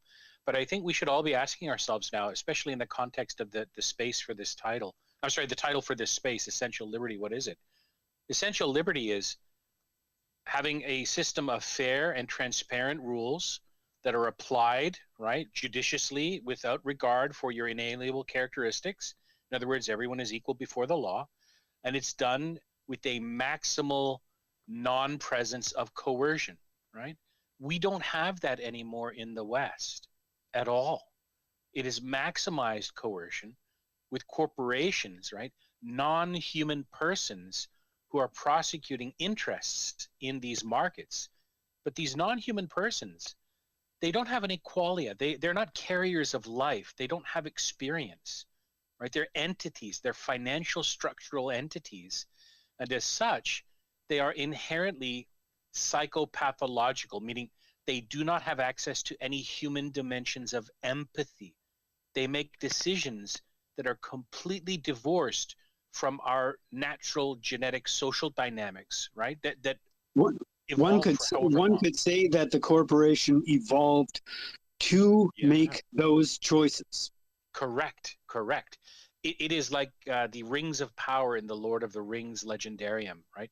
You are able to pour out all of your blame, your sin, your power, all of your will to dominate in this structure, which can then be erased or created or transferred in terms of ownership.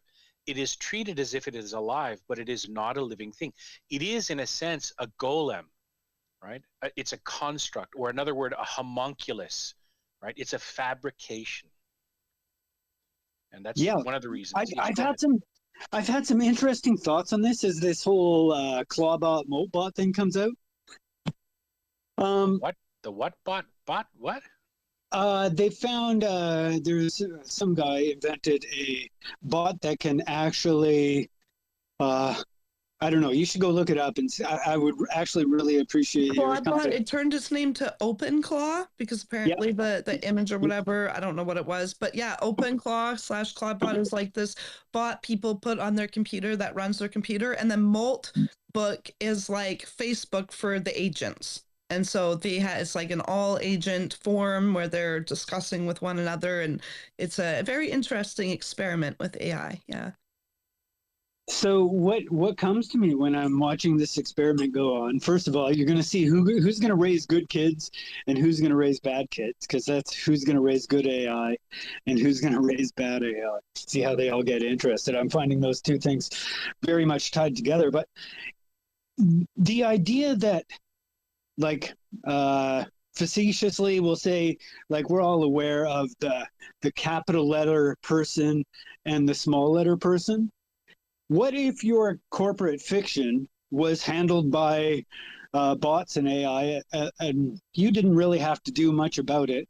You concentrated on voting, you concentrated on your social, your immediate social environment, like, so your community. But I don't know, I'm seeing like all kinds of weird things being able to unfold out of this. I think that's pure toxicity for the soul. We don't need more intermediaries, especially intermediary technology between us and the other people in our communities and our families and in our civilization. We need less of that, if anything. Well, that's exactly what I mean. Right now, everybody is so tied up with the struggle for economy and struggle for this and struggle for that, to be able to step back and actually do community engagement and like lessen the load of the economy. I have such a hard time with this because I'm like a serial entrepreneur. Love the idea of making things and doing business and all that sort of stuff.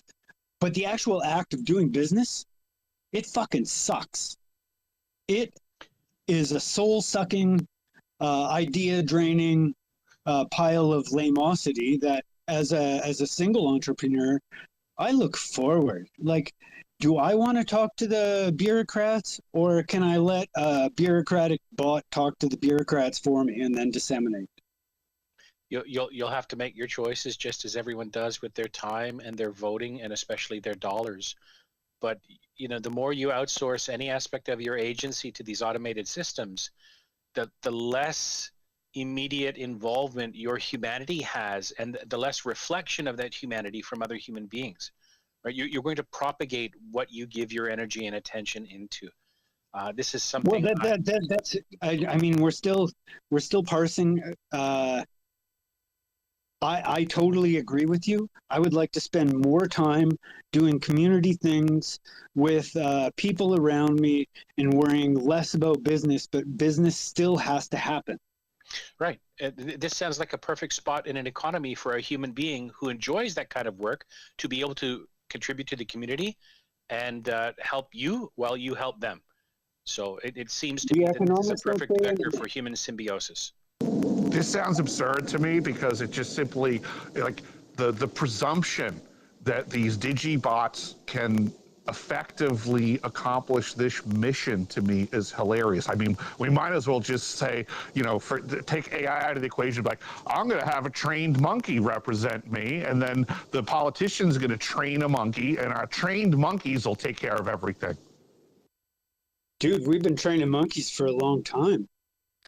I don't know. In my opinion, I think we should implement technology where we can to make life easier and better for all of humanity. So that's the issue, is like, it's going to be implemented to make the rich richer and the poor poorer, which that's not long term. Like, there's going to be a resistance and all that at that point. So it's like, we need to implement technology to get people out of jobs that are dead ends that way, and like education then could maybe be more like cheaper, right? Like, I think employing AI to like teach people is like another really good tool. Like, I've taught myself with AI a lot, so I think like we could implement it in society where like things are just better for humans, and we could be out on the beach painting and eating fruits while the robots are running McDonald's, type of thing. You know what I mean? But I do see what you mean, is like, we can't replace everything with AI. And I'd like every person to contribute to society in what they want to do, not they have to do this job because they need the money or whatever, right? So it's like, I'm really like, I look forward to using technology, and I think it can be really good.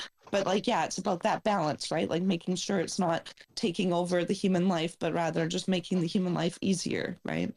Yo, I get what Ocean, hold on one second. If you're trying to say that you're learning off of AI, you should go back and double check every conversation you've had, because I find AI hallucinates 60 to 70% of the time. It's great at taking You data. have to like ask the references, and yeah. Yeah, do you know what I mean? But even then, the references are biased or unrelated in the topic at hand, right? Like, I use 10 different AIs all the time, and I'm telling you right now, there's not one that I've found that is great at being able to teach people things, right? To me, it is at best a tool to organize, efficient, and speed up whatever creative thoughts and processes you're going down. But I would just encourage that you make sure that you actually go read the primary sources of everything that you get in AI just off the bat, because I do not believe AI is meant to make you smarter. I believe it's meant to indoctrinate you and teach you and sort of entrust you into that mind frame where you believe what it tells you, without undying waviness of asking questions or questioning whatever AI tells you, if that makes sense. I don't know if Wolf can explain on that, or if you got that. Rant and Ocean, you're both correct, and Chris, you're right as well. We can't forego this technology. And Eric, you've also chimed in about the practicalities of these things. We're all swirling around the idea of technology as tool or technology as replacement, right? And how you use technology will determine the direction that you fall into, which heavy attractor, right? Which kind of black hole or event horizon you cross. So these tools have to remain tools for self-directed agency, right? Once you are relying overly much on these kinds of tools, like a calculator or, a car instead of walking to the corner store, right? As soon as you give into that impulse, when you substitute technology for effort, right? Not I'm not being very clear. Chris, I agree with you. I would prefer wonderful tools to help automate things. But we, unfortunately, as human beings, are very easily self-deceiving. And it's easy to justify to yourself that making this work easier, I'm just automating it to the machine, right? You can lose the ability to do that work yourself. So I Does get where anybody, you're all does coming anybody here, That vehicles like just to parlay on that a little bit, Wolf, does anybody here still know how to build a house without nails? from. Yeah, that's a good question. What are some I of know, the I know skills one involved? man. I know one man who is a religious Christian, not super nice guy, but that's all he's done all his life. And that used to be a very common skill, right? Like, fuck. All the bad stuff could potentially be true, but in the order of proper projection, I like to stay on the idea of what's possible, the decentralized aspects of it, so we don't end up under, like, what really worries me is the mesmerization of humans is so fucking easy. Like, it's going to take nothing now for a picture to brainwash you. It's going to take nothing for a sound to brainwash you, for a voice to brainwash you. As soon as all, like, as all those data points get brought into one place, right? It's there's some nutty aspects, but you have to be positive. You're right about that, Chris. We are evolving in terms of culture and civilization. These tools are going to be powerful. But if our last 100 years of history and our responsibility and relationship to technology is any guide, we know that the people with a longer term kind of planning horizon, in the 50 to 100 to 200 year family and organization timescale, they're going to camp on these technologies and try and thwart their healthy use, because it funnels more of the points, whatever the points being measured are, into their side of things. Of course, 100%. Yeah, and that's, I mean, the fight for a decentralized system, like I was saying earlier, Wolf, like 4 terawatts of electricity gets burnt in BC for electricity use that it has no other use, when you could replace that with like a whole bunch of GPUs that throw off 98% heat but allow you to build a decentralized data network.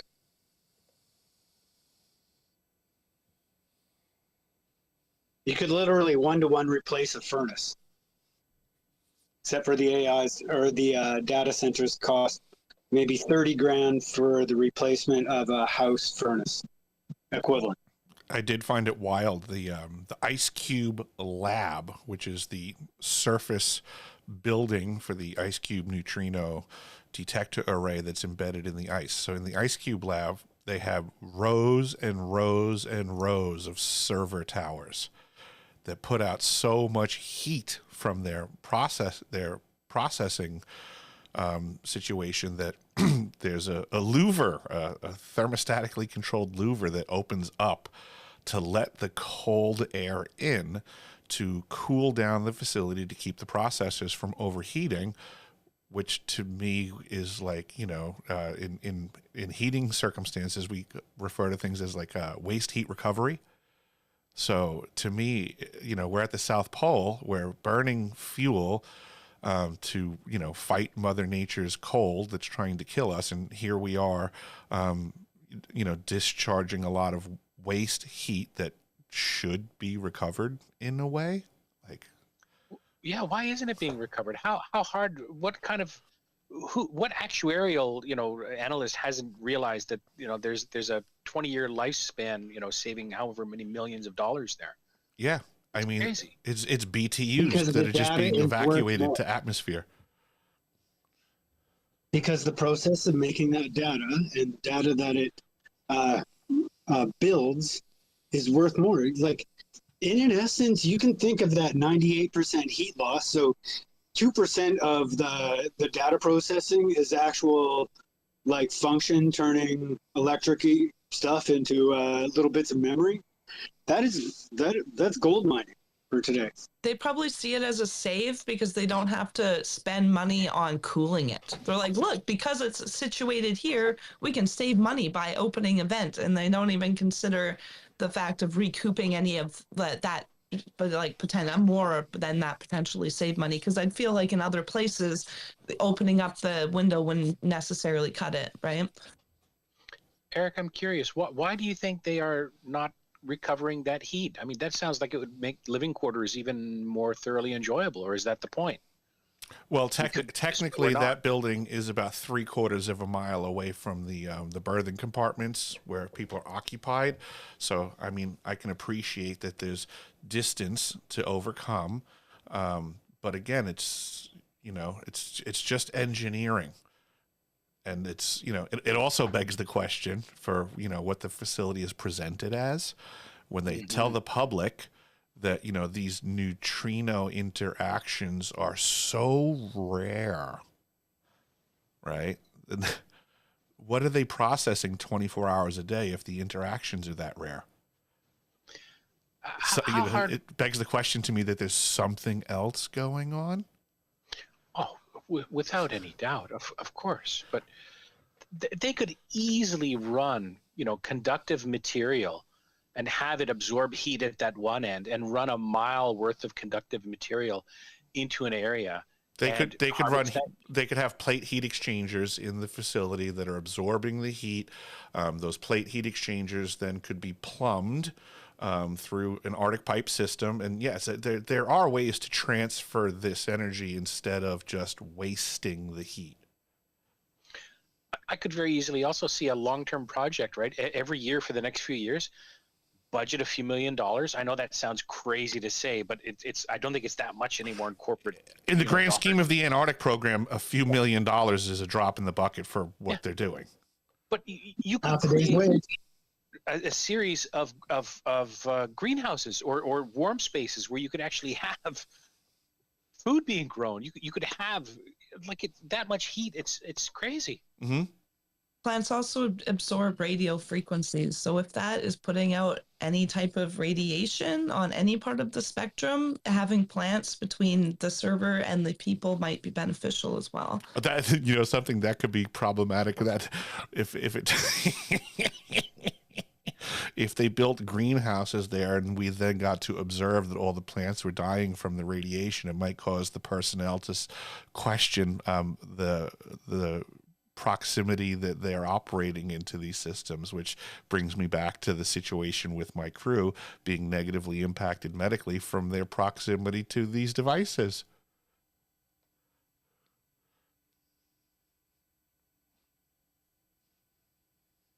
Definitely needs to be further investigated. I do know that when they built the South Pole telescope, one of the issues that they came across when they fired it up originally was that there was bad signal, so to say. As designed, it was not functioning, and everybody was freaking out. And when they investigated, they found that there was some radiation that nobody knew about that was interfering with the system. So what they engineered as a workaround was there was millions of dollars worth of shielding purchased to install underneath the superstructure of the South Pole telescope because the radiation was coming up from below. All of the shielding got delivered to the South Pole station, but prior to the installation of the shielding, apparently somebody engineered a software workaround that would filter out the noise of the radiation to the system they were trying to function. So they took the shielding and stored it on what they call the berms, the exterior, storage piles, and millions of dollars of shielding went and got packed into the berms. They switched up the software so that the South Pole telescope would function, and the conversation of what the fuck was that radiation was just dropped. Wow. Well, you have to wonder that just being in the South Pole Station in general may not be wonderful for a person's health. Like, there are certain places in the toroid dynamics that you don't stand. There are certain bad spots in churches that you don't stand. These are all like fundamentals in like the toroid energy field. It also begs the question of when the original South Pole Station was constructed in 1957, 2 years prior to the Antarctic Treaty, which says no nuclear power supplies. There's a high probability that the original station had a PM8 reactor to power the facility that was less than discussed publicly and maintained as a grandfathered in system that existed prior to the treaty and may or may not still be located at what is referred to as Old Pole and could be the source of the radiation. Interesting. If you were to look on a map, is there any evidence for that type of stuff? Is there like Yes, pictures and I of presented maps that in throughout I time? brought that map, Ocean, with me to Washington D.C. to point out the location that I believe the reactor is at. So the original Old Pole was on the map. You can see that there was, the living quarters, the galley, the science lab, the workshop. All of these things were in very close proximity to each other. And then from that clump of facilities on the map, there is a massive tunnel that goes really far away from the facilities out into an area, and it doesn't say anything about what's at the other end of the tunnel. Just the end. That sounds like actionable intelligence. What do you know, Ocean? I mean, real deal evidence from the facility, from someone who was there. There's unknown radiation source coming. What were the people saying about the old pole? Did anyone say anything about it down there, or did you never got a chance to visit it or anything? I know you said that you don't get out much and visit the neighbors at the South Pole. There's no neighbors. But let me put it this way: the winter overs have great liberty to do whatever they want without anyone watching, and for all of the years, they had issues with winter overs breaching into Old Pole, which is now currently very much below grade in the ice through the years of it being neglected. It just, accrued more ice on top of it to the point where, some of the facilities are collapsed. But it became like a winter over pastime for people to breach into there and go inspect stuff. Spelunking, I think they call that activity. My summer season, they blew up, I should say, they said they blew up Old Pole. I witnessed it with my own eyes. I question if that was a show, a spectacle,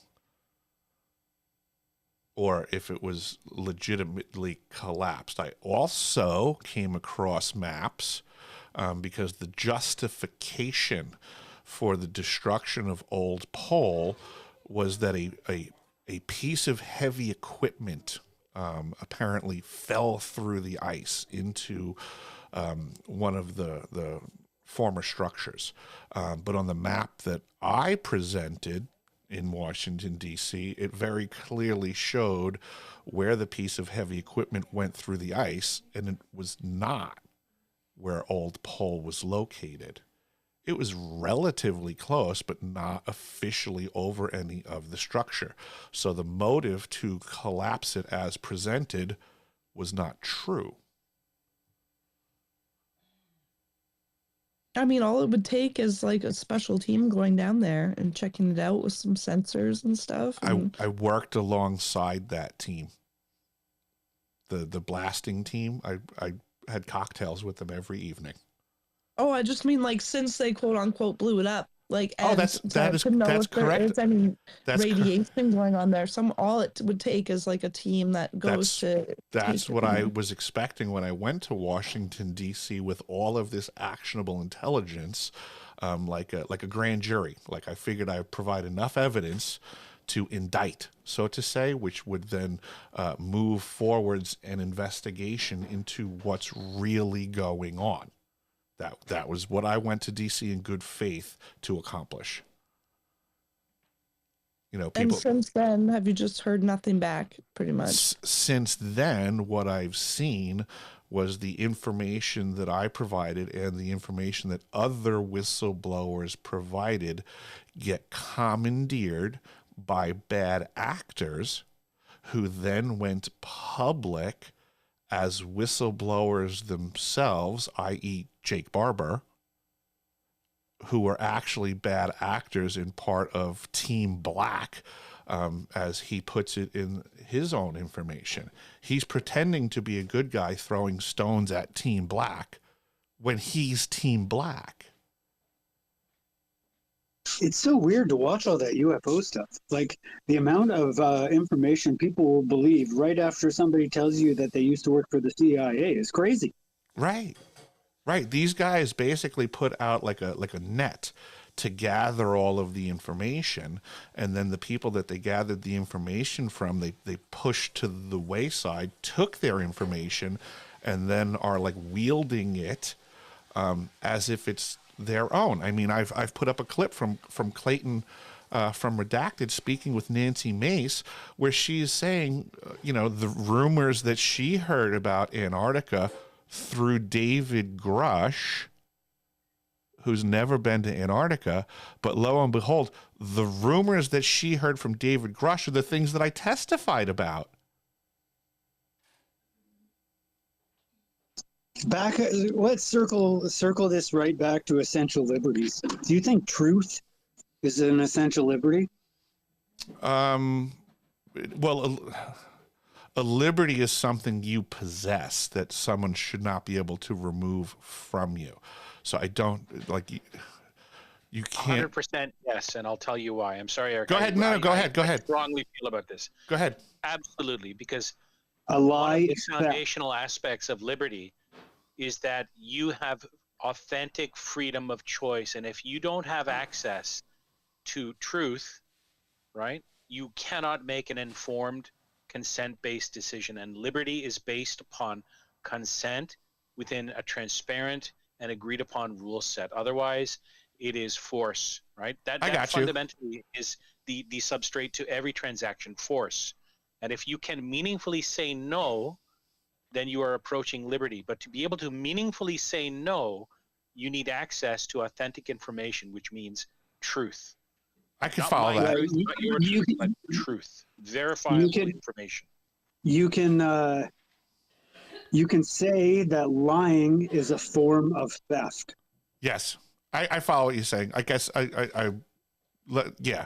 So what I was getting at is that there's truth out there that I don't necessarily possess, right? Like I haven't experienced everything. I don't have access to everything. So in one breath, I don't possess it. But if somebody else does have it and they're withholding it from me, that's an affront, so to say. And I've thrown this one out there. Or obscuring it. Absolutely. Yes, correct. So I've said this one before, and I love this one. A well-educated electorate being necessary to the security of a free state, the right of the people to keep and bear knowledge shall not be infringed. Okay, That's like, the I mean, spirit of things. Yes. we're kind of in that agreement. Like, I believe, like, we're not really going to have liberty, and we're going to have an insane fucking society, probably an insane digital society, until we come to the point of the ultimate truth has to happen. Right? Like, we can't be training AI off shitty data sets. We can't be training kids off shitty data sets. Yeah, your mic just got really wild for me, Chris. You're right about Chris, and that comes down to education, and then of course, what education is really downstream of, the transmission of culture, which is a very complicated thing. It is a kind of a technology of sorts, right? A technology of mind, of family, of kind, and that transmission of culture does involve education. Well, I mean, what truth is, maybe that's not even the right word. Just I prefer a word like verity, or something that is more verifiable. Very often we see an excuse like national security or something akin to that being used to withhold important information that would contextualize how we understand decisions are being made. The right of the people to keep and bear knowledge should not be infringed. So if there's knowledge that's being withheld, that's very problematic.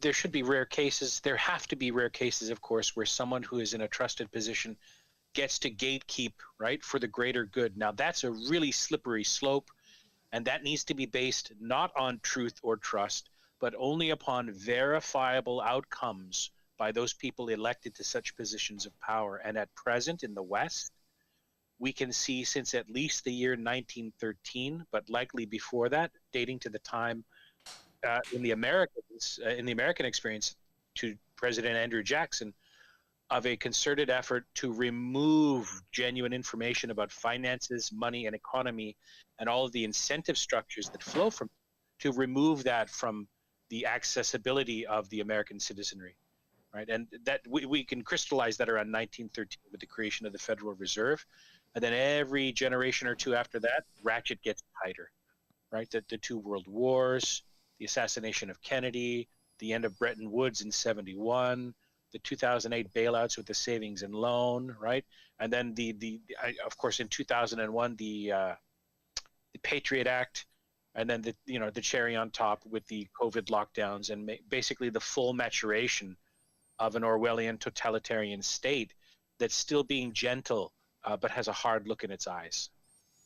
It makes me think of all the people that I've crossed paths with and communicated with, and they will state that they feel that so much stuff is over classified that it's, it needs to be gone through again, and a lot of information released from the levels of classification that it's currently in. Not just that, Eric, but I mentioned this the other day, the sacredness of oaths, of promises. An American president is on record saying in the last 10 years, right? I like taking the guns first. We'll go through due process second. just think about that. Right. That person, to take office, swore an oath to preserve and defend the Constitution, right? Not his interpretation of it.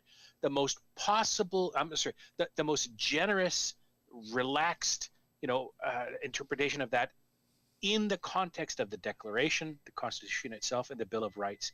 And yet he was able to say publicly, I like taking the guns first. We'll go through due process second. Excuse me? Right. Welcome to Canada.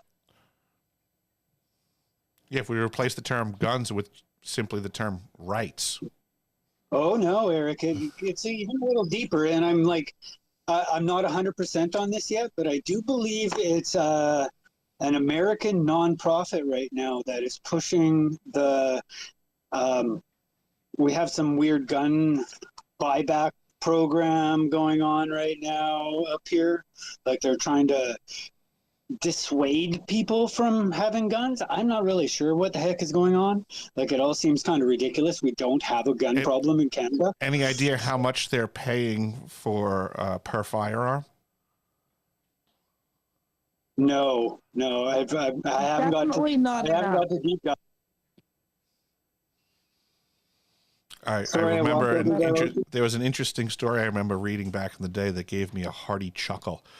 Somewhere in the U.S., they were doing one of these gun buyback programs, and I forget what the number was, like $500 per firearm or something like that. And I don't know what the regs are in Canada, but here in the U.S., you're allowed to manufacture your own firearm to possess. So there's no law against that here.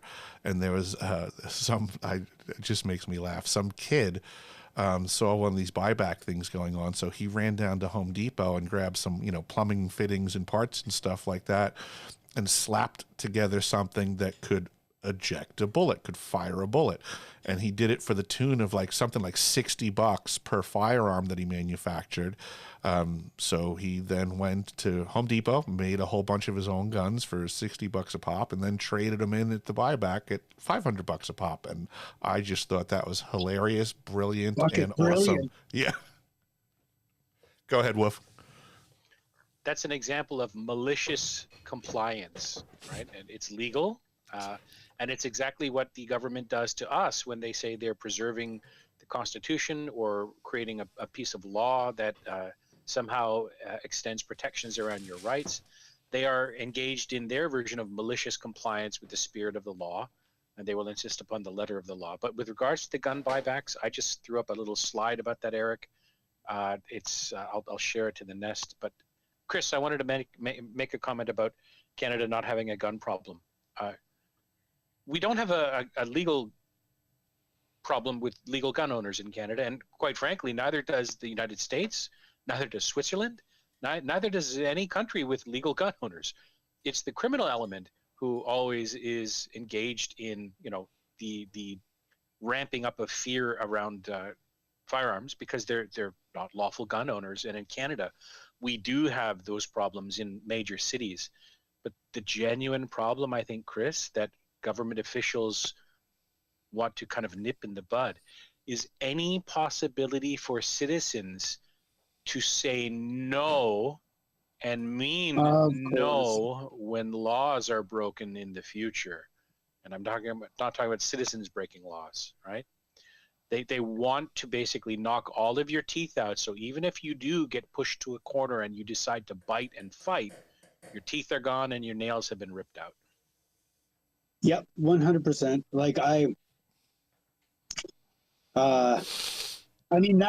That disempowerment of the individual citizen has been kind of happening my whole life. Right, this is just another part of it. And to circle back around to the idea of liberty and digital ID, right? Why will we have no choice? It's not just because we're lazy consumers that have allowed ourselves to be domesticated into moral oblivion. It's because there are people who are enabling us to do that while they profit, right? So yes, we are to blame. There is no doubt about it.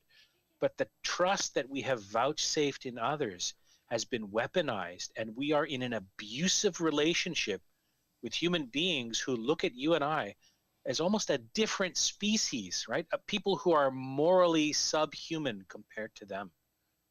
This is imagine a person raised by a corporation.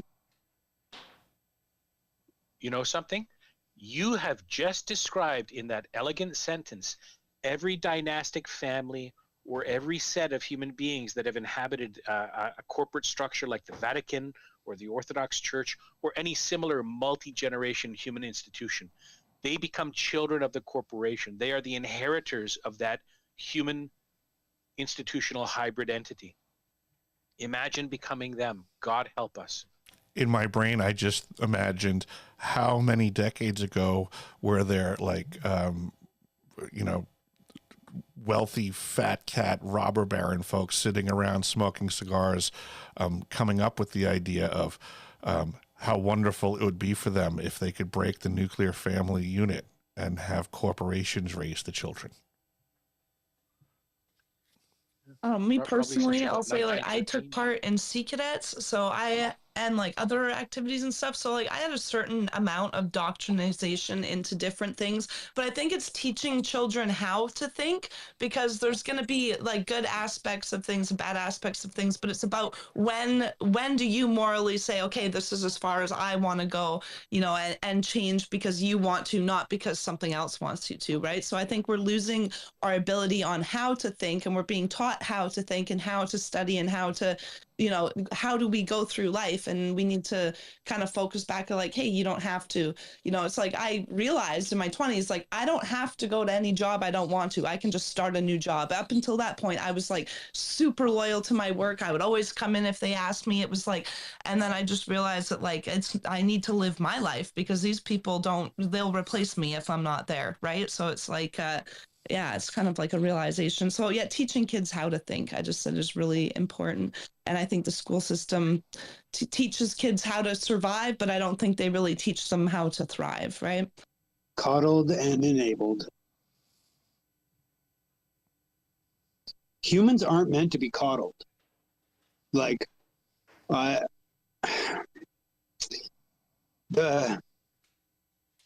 mothering nature, and obviously not pointing at you, Ocean, the mothering nature of people is to want to provide like all the necessities and never have your little human go through strife and hard times. But that's really fucking us up.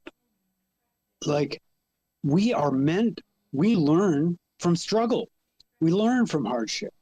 It is, I think, something in our biology lights up when there's a problem.